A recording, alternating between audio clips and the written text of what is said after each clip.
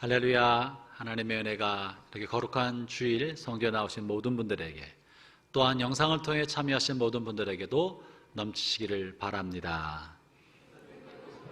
아멘. 감사합니다. 여러분에게도 축복받으니까 저도 기분이 좋아요. 옆에 있는 분들도 우리 축복합시다. 사랑합니다. 하나님 당신을 꽉 붙들고 계십니다.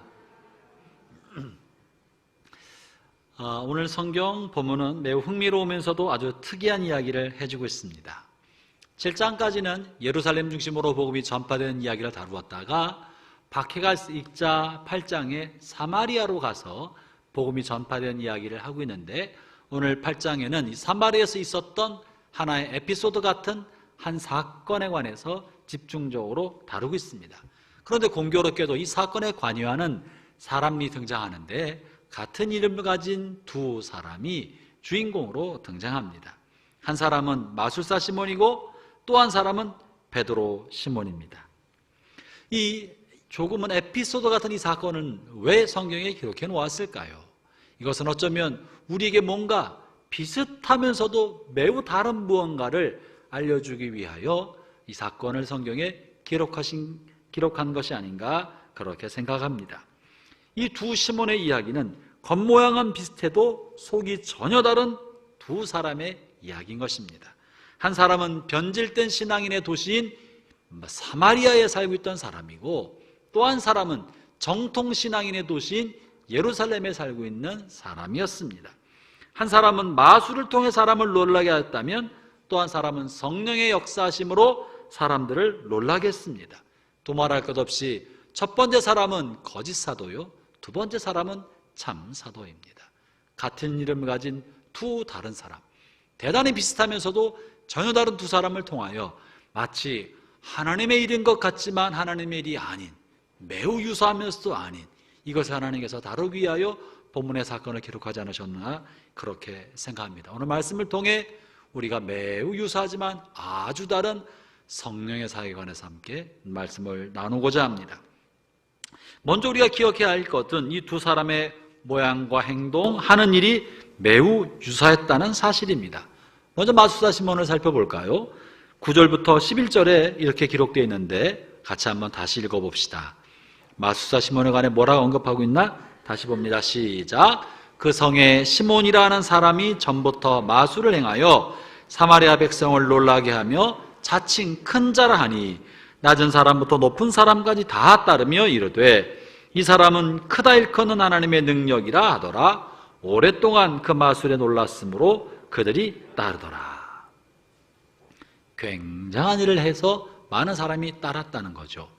반면에 베드로 시몬의 제자격이 되는, 베드로 시몬이 안수하여 세웠던 안수집사요, 예루살렘 교회 출신이요, 베드로 시몬의 말씀을 잘 따랐던 제자 중에 한 사람인 빌립 집사를 통해 그 모습을 보는데요, 아마도 베드로도 비슷하지 않겠습니까? 13절입니다.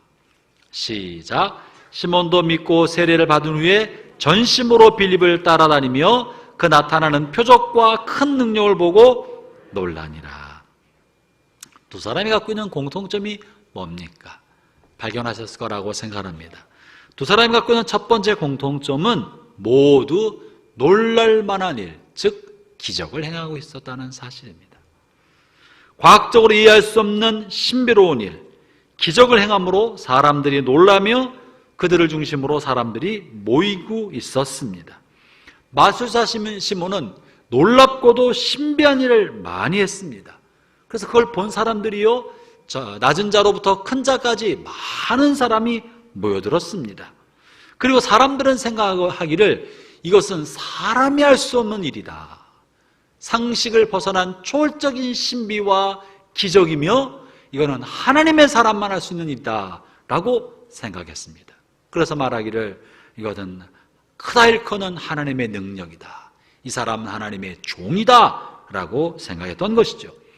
이 마술사 시몬이 뭘 했는지는 모릅니다. 본문에는 마술사라고 나와 있기 때문에 무슨 이방 종교요, 주술사요, 귀신 섬기는 사람이라고 그렇게 볼 수만은 없습니다. 이 지역이 이방 땅이 아니라 사마리아 땅입니다. 사마리아에는 이스라엘 12지파가 사는 곳이었었고 이름도 시몬인 것을 볼 때 사람은 이스라엘 12지파 중에 하나고 하나님의 큰 자라고 일컬음 받는 것을 볼 때 이 사람이 하나님께 영광을 돌린 사람이에요. 하나님의 이름으로 했던 사람입니다. 그래서 신비한 이방 주술적인 일이라기보다도 무언가는 알 수 없으나 하나님의 이름으로 신비한 일을 했던 것입니다. 물론 어떤 신학자들은 이 사람이 귀신을 쫓아냈다, 병을 고쳤다, 미래의 점을 봐줬다, 사람들의 마음을 뚫어지게 퍼다보면서 그 사람에 관한 예언적인 말을 했다, 여러 가지 학자들이 말을 하지만 성경 자체에는 어떤 이야기도 언급하고 있지 않고 다만 신비스러운 이런 일을 했다라고만 기록하고 있습니다. 이것이 다만 일반적으로 우리가 말하는 요술, 눈속임, 손장난을 통한 눈속임이라고 볼 수 없는 것은 이 마술사 시몬이 자기가 신비한 일을 할 뿐만 아니라 빌립과 베드로가 하는 신비스러운 표적과 기적을 보면서 만약 이 사람이 자기가 사람을 눈속임하는 속임을 했다면 빌립이나 베드로를 볼 때도 속였다고 생각했을 거예요. 자기가 속이는 것처럼 이 사람도 내가 모르는 방법으로 속이고 있구나 라고 생각했을 것이지 추종하진 않았을 겁니다. 그러나 이 사람도 다른 사람을 속이는 게 아니었기 때문에 자기가 할 수 있는 능력이 있었기 때문에 그런 일을 했던 빌립과 베드로를 추종하고 쫓아다니고 세례를 받았던 것이죠. 다시 말하면 어찌됐던 마술사 시몬은 무언지 모를 신비한 능력을 가지고 기적을 행했고 그 기적을 하나님의 이름으로 했다는 것입니다. 두 번째 공통점은 많은 사람이 따랐다는 것입니다. 추종자가 많았다는 것입니다. 마술사 시몬에게는 낮은 사람으로부터 높은 사람에게까지 많은 사람이 따라다녔습니다. 여러분, 이단과 사입이 또 이단의 교주에게는요, 그 무리들에게 따르는 사람이 대단히 많습니다. 그래서 일반적인 사람이 생각할 때 그들에게는 어떤 분은 어떤 경우에는 대학 교수도 의사도 그 무리 가운데 있고 정치인도 그 무리 가운데 있고 연예인도 그 무리 가운데 있고 사회적으로 잘 알려져 있는 유명한 사람들이 그 집단에 들어가는 것을 보면서 사람들이 생각하기를 저런 사람들도 저 교주를 따르고 있는데 뭐가 잘못됐으려고 저 많은 사람들이 따르는 데는 뭐가 이유가 있겠지 하고 쉽게 생각하는 경향이 있습니다. 또한 아울러 그들이 하나님의 이름으로 말하고 있고 예수님의 이름으로 그 기적을 행하고 모임을 이끌어가고 있기 때문에 외관상으로 문제점을 찾아보기가 어렵습니다. 지금 이 마술사 시몬도 하나님의 능력이다 하고 있지 않습니까?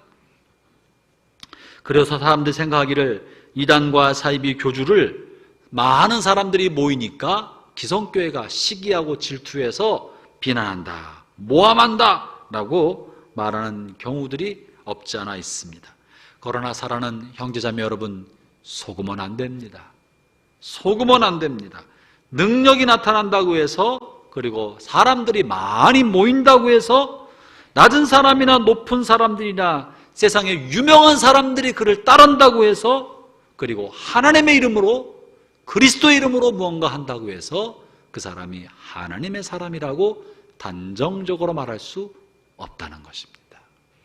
하나님의 이름으로 성령의 이름으로 예수 그리스도의 이름으로 능력이 나타나고 있다고 하여서 이 사람이 하나님의 사람이거나 하나님이 그 사람을 함께 하시고 인정해 주고 있다고 단정할 수 없다는 사실을 절대로 잊으면 안 됩니다. 오늘 제가 전하고자 하는 핵심 메시지 중에 하나는 이거예요. 그 사람이 하나님의 이름으로 하나님의 영광을 위하여 그리스도의 이름으로 하고 있다고 하여도 그래서 신비한 기적이 나타난다고 해도 이것이 하나님의 사람이며 하나님이 인정해 주었다라고 단정할 수는 없다. 왜 그렇습니까? 성경에 그렇게 되어 있습니다. 마태복음 7장 21절부터 23절을 보겠습니다. 함께 읽어볼까요?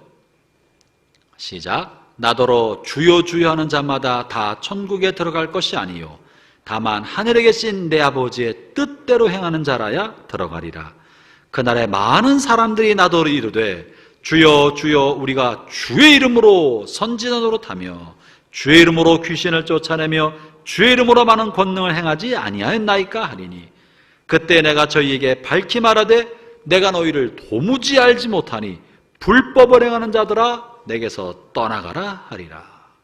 예수님 앞에 말세 마지막 때 많은 사람이 찾아와서 말한다는 거예요. 내가 주의 이름으로 귀신을 쫓아냈습니다. 주의 이름으로 기적과 권능을 행하지 않았습니까? 예수의 이름으로 내가 이런 일을 행하지 않았습니까? 주의 이름으로 선지자 노릇 유창한 설교를 이렇게 많이 해서 많은 사람에게 감동을 주지 않았습니까? 주의 이름으로 이것도 하고 저것도 했습니다. 그럴 때 주님께서 뭐라 그러셨다고요? 내가 너희를 도무지 모른다. 떠나가라. 여러분, 주의 이름으로 하는 기적이나 주의 이름으로 하는 능력이나 많은 사람이 따르거나 설교를 청산 유수처럼 잘한다고 할지라도 그것이 그가 주의 종이 되었거나 하나님이 그 사람과 함께하여서 그 사역을 인정해주는 증표라고 볼 수, 단정적으로 말할 수는 없다. 가능성은 있으나 그것이 증표라고 할 수는 없다는 것입니다. 그러나 적지 않은 사람이 어떤 사역자들에 나타나는 기적과 성령의 능력을 보면서 그것이 하나님께서 함께한 증표가 아니냐라고 착각할 수가 있습니다. 그러나 성경은 명백하게 기적이 하나님이 그 사람을 쓰시고 있다는 증표라고 할 수 없다는 거예요.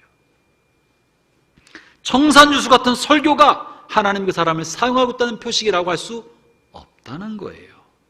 귀신을 쫓아내는 것이, 병을 고치는 것이, 하늘에서 금가루가 내려오게 하는 것이, 그가 하는 기도마다 응답받는 것처럼 여겨지는 그것이 하나님이 그 사람을 쓰시는 증표라고 할 수 없다는 거예요.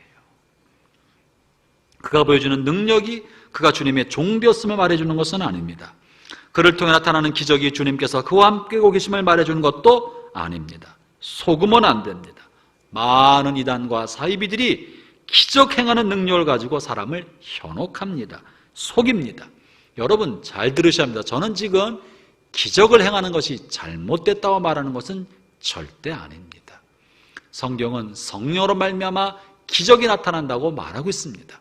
믿는 자들에게는 이런 표적이 따르리니 귀신을 쫓아내고 뱀을 짚고 온갖 독을 맞춰도 해를 당하지 않고 원수가 발 아래 굴복하는 것을 보게 될 만한 기적이 예수 믿는 사람을 통해 나타난다고 말하고 있습니다.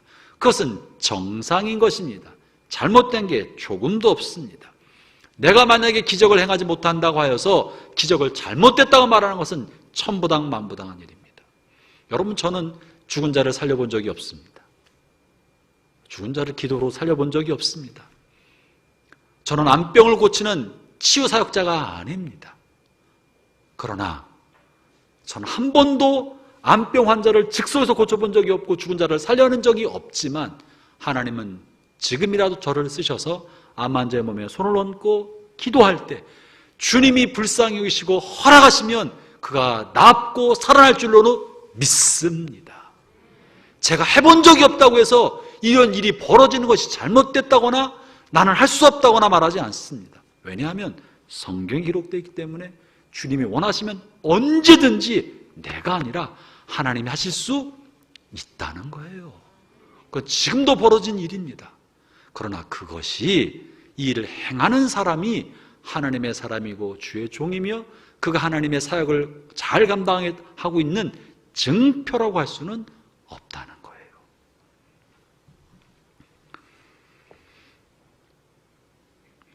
또한 많은 사람이 몰리고 많은 사람이 따른다고 해서 그가 하는 말과 행동이 옳다고 말해주는 것도 아닙니다. 진리는 다수에 있는 것이 아니고 진리는 오직 예수에 있습니다. 다수에 있지 않고 예수에 있는 거예요. 진리는 군중의 무리 속에 있지 않고 진리는 복음 안에 있습니다. 많은 사람들이 따라가니까 거기 뭐가 있으려니 이것은 잘못된 것입니다. 사람이 적던 많던 과연 이것이 복음이 그렇게 말하고 있나, 성경이 그렇게 말하고 있는가를 볼 줄 알아야지. 스스로 볼 줄 아는 분별력을 갖추지 않으면 다수에 현혹되고 나타나는 현상에 현혹돼서 이리저리 흔들리는 바람에 흔들리는 갈대처럼 흔들리는 신앙이 되는 것입니다. 그 흔들리는 사람을 낚고채는 게 마귀고, 그를 이용해서 침몰시키고 신앙을 떠나게 만들려고 하는 것이 마귀의 간궤인 것입니다. 거짓 사도의 이런 거짓 사도와 참 사도의 그러면 차이점이 뭐겠습니까? 공통점이 이런 거라면 차이점은 뭐겠습니까? 9절을 다시 봅니다. 차이점을 잘 분별해서 여러분 영적 분별력을 갖게 되었으면 좋겠습니다. 9절 다시 봅니다. 시작. 그 성에 시몬이라는 사람이 전부 마술을 행하여 사마리아 백성을 놀라게 하며 자칭 큰 자라 하니, 이 본문에서 찾을 수 있는 거짓 사도의 특징은 뭐예요? 자칭 큰 자요. 동그라미 쳐놓으세요. 절대 잊으면 안 됩니다. 능력의 문제가 아니에요. 자기 자신을 어떻게 보고 있나? 라고 하는 거예요. 이 능력을 통해 이 사람이 쓰고 하고자 하는 게 뭔가 하는 것입니다. 거짓 사도의 특징은 자신을 높인다는 것입니다. 마술사 시몬은 자신의 능력을 통해 자칭 큰 자라고 하였습니다. 그리고 그 행하는 능력과 가르침을 받고 따르는 사람들도 그와 함께 시몬을 높였던 것입니다. 마술사 시몬이 베드로를 보면서 성령 세례를 주는 것과 큰 기적과 능력이 나타나는 걸 보고 나도 일을 할 수 있게 해달라고 하고 돈을 주어 그 능력을 사고자 했던 이유가 뭡니까? 하나님께 영광 돌리고자 그런 것이 아니에요. 자기도 더 큰 능력을 가지고 더 많은 사람을 따르는 사람이 되게 하기 위해서, 자기 자신이 더 많은 인정받는 사람이 되기 위하여 자기를 높이는 수단과 방편으로 성령의 능력을 쓰고자 했던 것입니다. 거짓 사도의 특징은 자기를 높인다는 거예요. 이단과 사입이 거짓 교주들은 아주 자신을 교묘하게 높입니다. 대부분은 이단과 사입인 대놓고 자기가 구세주며 예수다 이렇게 말하는 이단과 사입이는 많지 않습니다. 정말 간이 배 밖에 나온 대범한 교주들이지, 대부분은 그렇게 대놓고 말하진 않아요. 일부는 그렇지만 많은 경우에는 아닌 것처럼 하면서 자기를 높입니다. 주로 이단과 사이비들이 많이 사용하는 방법은 자기와 정통교회를 차별화시킵니다. 성경 해석의 방법에 차별화시킵니다. 일반 정통교회와 기존교회 목회자들이 못 보고 있는 것을 나는 하나님의 직통계시로 말미암아 보고 있고 깨닫고 해석한다. 내가 비유를 해석하고 내가 계시록, 특별히 계시록과 예언을 해석하는 이것은 하나님이 계시로 나에게 주신 것이다. 어떤 주석책에도 없는 자기만의 방법을 이야기하면서 현혹하고 기성교회와 전통교회를 폄하시킵니다. 그리고 자신의 가르침을 받는 사람을 특별한 사람인 것처럼 군중에 자만심과 자긍심을 심어주어 따르게 만듭니다. 여러분, 그러면서 자기가 특별한 계시를 받은 사람이라고 강조하면서 자기가 가르치는 교리와 가르침의 오류한 문제를 덮어놓는 것입니다. 흔히 그런 분들이 사용하는 성경 구절이 있습니다. 아모스서 3장 7절의 말씀입니다. 하나님께서 특별한 사람에게 계시해 주셔서 깨닫게 하신다는 건데요, 3장 7절 이렇게 말씀합니다. 주 여호와께서는 자기의 비밀을 그 종 선지자들에게 보이지 아니하고 하시고는 결코 행하심이 없으시리라.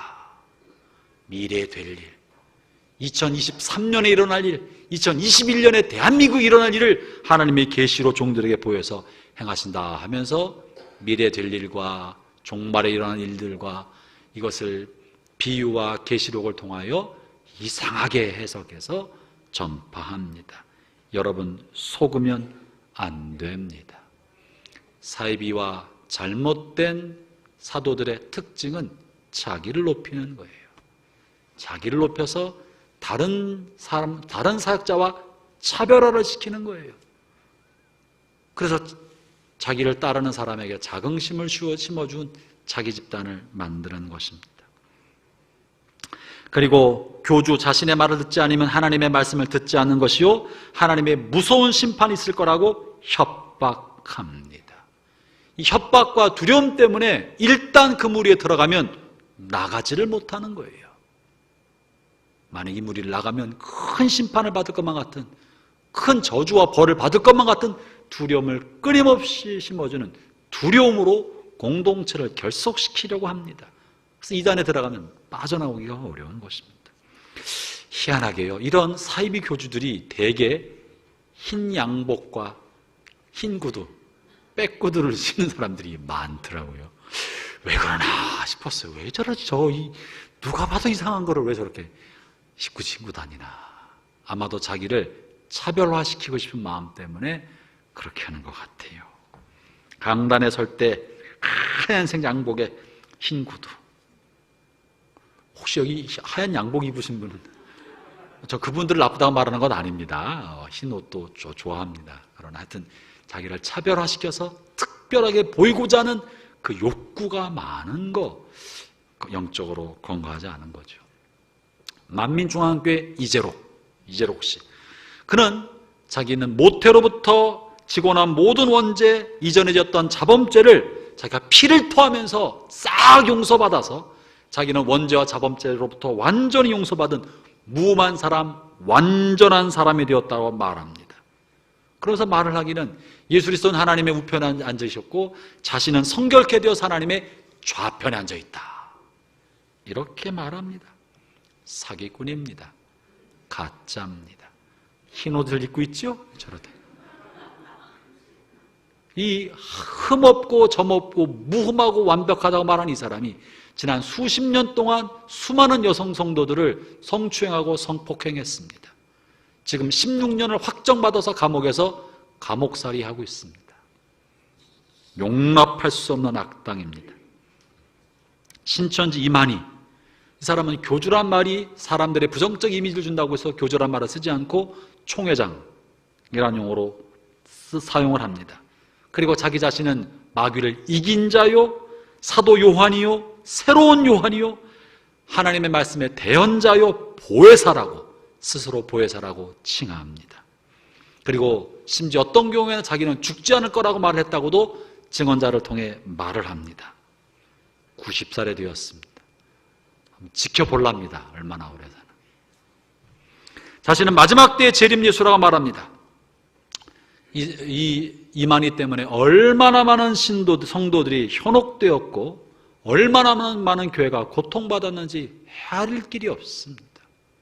특별히 신천지는 예수 믿는 사람들 중에 신앙이 약한 사람, 교회 안에 갈등이 있었던 사람, 상처가 있던 사람들의 마음을 파고들어서 비유와 계시록을 희한하게 해석해서 마음을 사로잡습니다. 특별히 신천지가 파고드는 비결 중에 하나는 기성교회 목사를 사꾼 목사라고 합니다. 사꾼 목사의 가르침을 받으면 지옥에 간다고 말을 해서 기존교회로부터 받았던 모든 신앙과 교리를 다 부정하게 만들고 기존교회로 돌아가지 못하게 바리케이드를 칩니다. 그리고는 자신의 교리만 배우도록 하는 것입니다. 십수만, 수십만에 이르게 되었습니다. 왜 이렇게 숫자가 많은지 모르겠어요. 전도는 또 얼마나 많이 목숨 걸고 전도를 합니다. 모여서 이렇게 합숙 생활을 합니다. 합숙하면서 전도를 합니다. 오직 전도만. 그 까닭은 일정 수가 차야만 예수님 재림하신다고 말을 하니까 그 숫자를 채우려고. 악당이고 사기꾼입니다. 지금 재판 중에 있습니다. 여러분, 이단에 속으면 안 됩니다. 의도적으로 하였던, 의도하지 않고 따르던 사람들이 그를 추앙해서 만들었던지 간에 자신을 높이는 사람, 자신의 보좌를 높은 곳에 두려는 사람은 하나님의 영광을 도적질하는 사람이요, 그리스도의 이름을 빙자하여 하나님을 능멸하는 악한 죄인이고 하나님의 심판을 피할 길 없는 범죄자입니다. 사도 베드로가, 시몬 베드로가, 이 마술사 시몬이 하나님의 성령을 통하여 자신을 더 높이고자 하는 마음을 가졌을 때 겉으로는 드러나지 않았어요. 그러나 그런 의도로 돈을 주고 성령의 능력을 사고 싶을 때 그 마음속에는 이 능력을 얻어서 더 많은 사람을 끌어모으는 사람 되고자 하는 마음이 있었던 거예요. 이걸 간파하고 23절에서 뭐라고 말합니까? 읽어보겠습니다. 시작. 다시 같이 읽겠습니다. 시작. 내가 보니 너는 악독이 가득하며 불의에 매인 바 되었도다. 이 시몬이요, 마술사 시몬이 빌립을 통해 세례받은 사람입니다. 구원받은 사람입니다. 구원은 받았으나 그 마음속에 세속적 가치관, 사람들로부터 인정받고 높은 자리에 서고 싶은 세속적 가치관이 여전히 있었고, 종교, 기독교를 통해서라도 신앙의 범주 안에서도 높은 자리에 오르고 싶었던 욕심, 야망이 있었기 때문에 이것을 간파하고 악독이 가득하며 불의에 매인 사람이라고 말한 것입니다. 예수 믿는다고 이런 악한 마음과 교만한 마음과 높은 자리에 앉고자 하는 마음이 사라지는 게 아닙니다. 그렇기 때문에 예수를 잘 믿었던 사람들 중에서도 현혹되고 또 잘못된 사도, 주의 종들 가운데서도 이 속임에 빠져서 스스로 자신을 높게 만드는 어리석은 길에 가는 수가 있는 것입니다. 마음의 악독이 가득하고 욕심이 많고 높은 자리를 탐하는 교만함이 불의에 묶이게 만들어서 거짓이 것을 낳고 위선이 위선을 낳아서 마침내 파멸에 이르게 하는 것입니다. 폐에 일어나고 교주를 강조하고 자기 자신을 높이며 특별히 자신의 특별성을 강조하는 사람들은 사기꾼입니다. 우리에게는 하나님과 우리의 사이에 중보자, 하나님을 대신하여 우리를 중보하는 분은 한 분밖에 없습니다. 누굽니까? 예수 그리스도. 그분밖에 없습니다. 하나님과 우리 사이의 유일한 중보자요, 유일한 다리는 그리스도 한 분입니다. 자기로 말미암아 하나님께로 가도록 이끄는 사람, 잘못된 겁니다. 내가 돕는 나의 순원들과 하나님 사이에 자기가 자꾸 들어가려는 사람, 좋은 거 아닙니다. 어린 시절에 유모 단계에서는 도움이 필요해도 그걸 띄면 독립하도록 만들어줘야 되는 거예요. 스스로 하나님 앞에 서도록. 목사도 마찬가지입니다. 하나님과 성도 사이에 자꾸 끼어들어가서 자기를 통해서 다 하려 하는 것은 좋은 게 아닌 것입니다. 성도 각자가 다 하나님의 아들과 딸로 하나님을 독대하도록 만들어주고 하나님과의 개인적인 사귐이 깊게 만들어줘야지 목회자를 통해 다 하려 하는 건 좋은 게 아닙니다.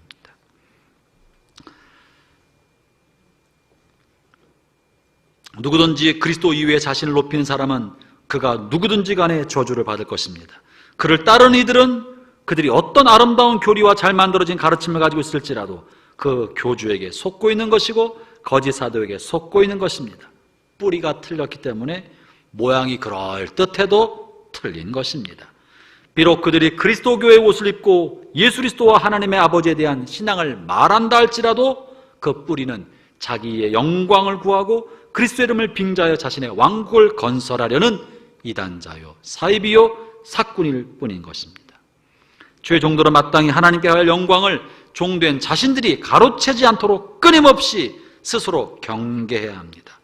하나님의 이름을 대신하는 이들로 하여금 하나님 앞에서 항상 두렵고 떨림으로 서도록 해야 합니다. 특별히 주의 종들이 주의 이름으로 저주를 남발하는 것은 위험천만한 일입니다. 좋은 게 아니고 나쁜 것입니다. 그렇다면 참사도의 특징은 뭘까요? 여러분 어쨌든 이것에 대한 분별력을 가져야 됩니다. 여러분 주변에서나 이단을 볼 때 그 어떻게 하나, 그 마음에 뭐가 들었나, 하나님을 높이나 자기를 자꾸 높이나를 잘 살펴보아야 합니다. 다른 사람에게만 적용할 것이 아니라 여러분 자신도 언제든지 그런 위험을 안고 있다는 걸 스스로 알아야 합니다. 다시 말하지만 마술사 시몬이 이방인이 아니었고 빌립에게 세례받는 예수 믿는 사람이었다는 사실도 무겁게 알아야 합니다. 내게도 그런 가능성이 있다. 내가 다른 사람을 섬기고 도우면서 내가 자꾸 영광받고 높아지려 하면 경계해야 합니다. 그러면 참 사도의 특징이 무엇일까요? 참 사도들에게 나타나는 진정한 능력의 근원이 뭘까요? 첫 번째, 참 사도의 특징은 신앙의 인격입니다. 누가복음 6장 43절과 44절에서 말씀하시기를 못된 열매를 맺는 좋은 나무가 없고 좋은 열매를 맺는 못된 나무가 없느니라. 나무는 각각 그 열매로 아나니. 열매를 보고 안다 그랬습니다. 열매가 나쁜데 뿌리가 좋을 수가 없는 거예요. 그 사람이 성령을 따라 살고 있는지 자신의 자아를 따라 살고 있는지 어떻게 알 수 있습니까? 성령을 따라 신앙생활하는 사람은 성령의 열매가 맺게 되어 있고, 자아를 따라 자신의 욕심과 자기중심과 자기의 신념과 자아를 따라 신앙생활하는 사람은 자아의 열매를 맺게 되어 있는 거예요. 자아의 열매가 많이 맺혀 있는데 신앙생활, 교회생활을 오래 했기 때문에 그 사람이 지도자가 되는 거 위험천만한 일입니다. 자신의 열매를 따라 행하는 사람은 자아의 열매, 육신의 열매를 맺게 되어 있습니다. 성령 안에서 성령을 따라 행하는 사람이 맺는 열매는 뭡니까? 성령 열매가 뭡니까? 방언입니까? 병 고치는 겁니까? 죽은 사람을 살려내는 겁니까? 예언입니까? 성령 열매가 뭡니까? 성령 열매는 성경에 명확하게 실려 있습니다. 성령을 따라 행하는 사람은 성령의 열매를 맺게 되어 있는데, 갈라디아서 5장 22절부터 26절을 한번 읽어봅시다. 함께 읽어보겠습니다. 시작. 오직 성령의 열매는 사랑과 희락과 화평과 오래 참음과 자비와 양성과 충성과 온유와 절제니 이 같은 것을 금지할 법이 없느니라. 계속 읽어봅시다. 그리스도 예수의 사람들은 육체와 함께 그 정욕과 탐심을 십자가에 못 박았느니라. 만일 우리가 성령으로 살면 또한 성령으로 행할지니 헛된 영광을 구하여 서로 노엽게 하거나 서로 투기하지 말지니라. 여러분, 성령의 열매 속에 신비한 기적이나 병고침이나 방언이나 예언이 있습니까? 한마디도 없습니다. 성령의 열매 속에 성경을 많이 아는 거, 이게 있습니까? 성경에 관한 창세기부터 계시록까지 박식한 거, 성령의 열매랑은 관계가 없습니다. 기도 많이 하는 거 좋은 일입니다만 그게 성령의 열매라고 말할 수 없습니다. 전도 많이 해서 전도의 열매를 많이 맺히는 거, 그건 전도의 열매지 성령의 열매라고 말하고 있지 않습니다. 봉사 많이 하는 거 다 좋은 일이에요. 기도 많이 하는 거, 성경도 열심히 연구하는 거, 전도 많이 하고 봉사 많이 하는 거 다 좋은 일이고 반드시 있어야 될 일입니다. 그러나 성경이 말하고 있는 성령을 따라 살아가는 사람들이 맺는 성령의 열매가 뭐냐고요? 뭐예요? 인격이잖아요. 인격이잖아요. 내면에 맺히는 그리스도의 성품과 인격을 닮아가는 내적 인격이 성령의 열매고 하나님과 함께하는 삶을 통해 나타나야 할 열매인 것입니다. 사랑하는 삶, 희락, 기뻐하는 삶, 모든 사람과 화평한 삶, 범세 오래 참는 마음, 다른 사람 향하여 자비롭게 대하는 마음의 태도, 양선, 착한 것, 착한 마음의 태도, 맡긴 모든 일에 충성스러운 것, 온유한 마음, 절제하는 마음, 이것이 성령의 열매이고 이 열매를 금지할 길이 없다고 말하고 있습니다. 사랑하는 형제자매 여러분, 우리가 그리스도를 따라 참으로 그리스도와 함께 그리스도의 말씀대로 살아간다면 이 열매가 맺히는 것이 정상입니다. 세상에서 우리가 하나님의 자녀요 하나님의 종인 증거는 성령의 열매입니다. 바른 열매가 맺혀간다면 사람들이 알 거예요. 근데 신앙생활을 오래 했는데 이 열매는 별로 찾아보기 어려워. 그건 뭔가 방향이 잘못된 거예요. 방향이. 제가 모교에서 아시는 분들 중에 제가 어린 시절에 분별력이 없을 땐 몰랐어요. 교회에서 열심히 일하시는데 마음이 불편한 분들이 계세요. 제가 가끔씩 말합니다. 우리 모교의 권사님, 아주 훌륭한 권사님이에요. 기도실에만 가면 항상 기도실에 계셔. 방언 기도하시고 한 번 기도하면 2시간, 3시간 교회 문제, 나라 문제, 열방을 향해서 얼마나 크게 기도하시는지 볼 때마다 도전이 되고 너무너무 기도 많이. 근데 기도실 이제 나오기만 하면 욕을 하셔. 그렇게 욕을 잘하셔. 이 조화가 안 되는 거예요. 조화가 안 돼. 전도 굉장히 많이 하는 장로님, 너무너무 전도 많이 해서 회사에도 전도하고 회사에서 신회도 만들어서 해. 그런데 직원들에게 박해, 욕을 먹어. 거래처에 후려쳐 갑질 잘해.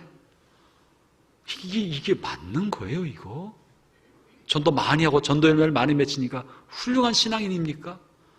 인격이 진짜인 거예요, 인격이 성령의 열매인 겁니다. 왜 신앙생활을 오래 했는데 이상한 방향으로 갑니까? 예수님이 잘못된 겁니까? 그게 아니라 그 마음의 방향, 경향, 목표로 삼는 것을 잘못된 지점을 목표로 삼았기 때문에 그 잘못된 지점을 향해 20년, 30년, 50년 갔으니 얼마나 많이 벌어진 것입니까? 예수 믿고 거듭나서 새 영과 새 사람이 된 거는 똑같이 출발하는데 한 사람은 목표를 세상에서 돈 많이 버는 장로, 11조를 제일 많이 하는 장로가 되겠다는 게 목표였었어. 초신자 때. 악착같이 돈 벌어. 수단과 방법을 가리지 않고 돈 벌어. 11조 많이 하고 성경건 많이 하면 최고인 줄 알아. 갑질하고 후려치고 탈세하고 돈 많이 벌어서 11조 많이 하는 장로가 됐어. 인격은 갑질하는 목사장인데 이거는 좋은 게 아닌 거잖아요. 전도도 마찬가지고 기도도 마찬가지고 뭐든지 마찬가지입니다. 우리가 해야 할 신앙의 목적지는 어떤 그런 게 아니라 그리스도의 장성한 분량에 이르는 것이 신앙의 목적지입니다. 아멘입니까? 그리스도의 장성한 분량에 이르도록 그리스도의 장성한 인격과 그분의 성품을 닮아가는 것이 신앙의 목적지지. 전도 많이 하는 거는 그거 중에 하나인 거예요. 성경 아는 것은 성경 알을 통하여 그리스도의 성품을 닮아가려 하는 거예요. 기도 많이 하는 까닭은 내가 원하는 걸 하나님에게 뺏으려고 하는 것이 아니라 하나님의 뜻을 알아가서 고집스러운 나의 자아를 꺾고 순종하기 위하여 완악한 자를 깨뜨리기 위하여 하나님 앞에 야복강처럼 기도하는 거지. 천국에 있는 보물들을 끄집어내기 위해서 강탈하려고 이런 거 아니잖아요. 근데 기도는 그렇게 많이 하는데 왜 자아가 안 깨지냐고. 방향이 잘못된 거예요. 방향이. 우리의 신앙의 방향이 그리스도 인격과 성품을 닮아가라는 방향으로 초점을 맞추지 않으면 열심히 신앙생활하는데 다른 길로 가고 있어요. 오래 가면 이상한 사람이 만들어집니다. 이단 사이비 교주들도요, 처음엔 이러지 않았어요. 이러지 않았는데 점점점 마음의 욕심과 야망, 버리지 않았던 그 야망을 계속 키워가면서 괴물이 되어버린 것입니다. 그래서 사도 바울은 그가 떠나면서 자기가 개척한 교회를 후임 목사에게 맡기고 제자에게 맡기면서 그의 말년에 그가 사랑하는 제자를 세우면서 지도자의 덕목에 관해서 가르쳐준 바가 있습니다. 지도자의 덕목, 교회를 맡을 지도자, 사도의 덕목, 영적 지도자의 덕목에 관해서 디모데서와 디도서에 실려 있는데 디도서 1장 7절부터 9절을 봅시다. 사도 바울이 그의 제자 디모데가 사도로 삶을 살고 있을 때 어떤 사람을 지도자로 삼아야 된다라고 말하고 있는 내용을 봅시다. 뭐에 대해 언급하고 있나? 7절부터 9절입니다. 시작. 감독은 하나님의 청지기로서 책망할 것이 없고 제고집대로 하지 아니하며 급히 분내지 아니하며 술을 즐기지 아니하며 구타하지 아니하며 더러운 이득을 탐하지 아니하며 오직 나그네를 대접하며 선행을 좋아하며 신중하며 의로우며 거룩하며 절제하며 믿본 말씀의 가르침을 그대로 지켜야 하리니 이는 능히 바른 교훈으로 권면하고 거슬러 말하는 자들을 책망하게 하려 함이라. 감독, 교회 지도자입니다. 한 교회가 아니라 여러 지역을 거느리는 지도자입니다. 캐톨릭에서는 주교라고 말하는 게 감독입니다. 영어로는 비숍이라고 되어 있습니다. 여러 교회를 거느리는 지역의 지도자. 그 지도자의 덕목이 뭡니까? 방언이 있습니까? 예언이 있습니까? 병고침이 있습니까? 그런 거 없다고요. 저는 방언이나 예언이나 병고치는 걸 조금도 폄하하는 사람이 아닙니다. 저도 그것을 갖고 있고 더 많이 갖기를 원하고 여러분 모두가 그런 은사 갖기를 축원합니다. 그러나 본질이 뭐냐고요. 본질이.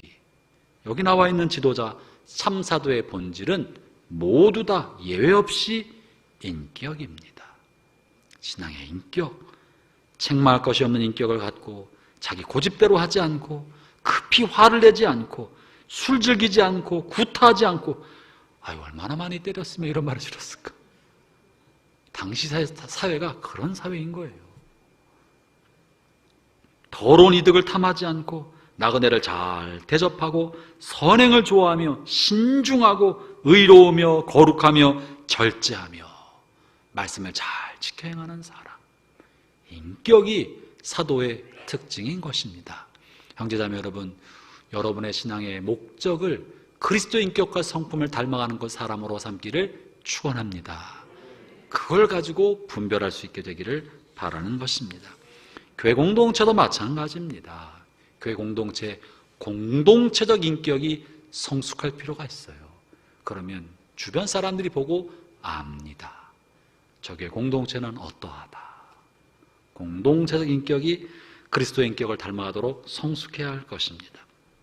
두 번째, 참 사도의 특징의 두 번째는요, 인격과 함께 따라오는 경건의 능력입니다. 경건의 능력은 기적을 행하는 것으로부터 나타나는 것이 아니라 하나님을 경외하는 마음, 하나님을 두려워하는 마음에서 옵니다. 하나님의 말씀을 어기고 하나님의 마음을 슬프게 하는 것을 두렵게 여기는 마음. 여러분, 그런 마음은 하나님과의 깊은 사귐에서 오는 것이에요. 그리고 하나님과 친밀감에서 오는 거예요. 그래서 죄를 함부로 못 짓는 거예요. 나 이 잘못을 하면 하나님이 마음을 슬퍼하실 텐데, 하나님 마음이 아플 텐데, 그런 생각을 하니까 죄를 함부로 못 지고, 부지불식간의 실수로 욱하는 감정으로 죄를 지고 험한 말을 하고 다른 사람 마음에 상처 주는 말을 했다가도 자기를 추스릴 수 있어. 하나님이 슬퍼하실 텐데, 하나님이 소중히 여기는 소자인데 내가 함부로 말을 했네, 내가 무심결에 내 감정을 표현해버렸네, 내가 심했네. 하나님께서 슬퍼하실 것을 감지하고 즉시 돌이키는 것, 이게 하나님을 경외하는 마음이고, 이 하나님을 경외하는 마음이 경건의 능력의 기초입니다. 경건의 능력은 이렇게 철저히 하나님의 절대적인 주권을 인정하는 삶에서부터 삶을 살게 만들어줍니다. 하나님의 절대적인 주권, 하나님이 나를 살리셨고 모든 것은 다 하나님의 것이다. 내 것이 없다. 다 하나님의 것이다. 내가 오늘 받고 누리고 쓰는 것과 내가 갖고 있는 모든 재능도 하나님이 잠깐 맡겨준 것이지, 주신 분도 하나님이시니 언제든지 다 거둘 수 있다는 걸 아는 거예요. 그렇기 때문에 자랑할 게 없어요. 거둬가실 때도 하나님을 원망할 것도 없습니다. 다 하나님의 뜻대로 하기를 바랍니다. 그래서 사실은 하나님을 경외하는 마음을 가진 사람은 죄에 대해서 민감할 뿐만 아니라 내려놓는 것을 쉽게 여깁니다. 집착하지 않습니다. 무엇이든지 간에 집착하지 않아요. 다 주님 것이니까.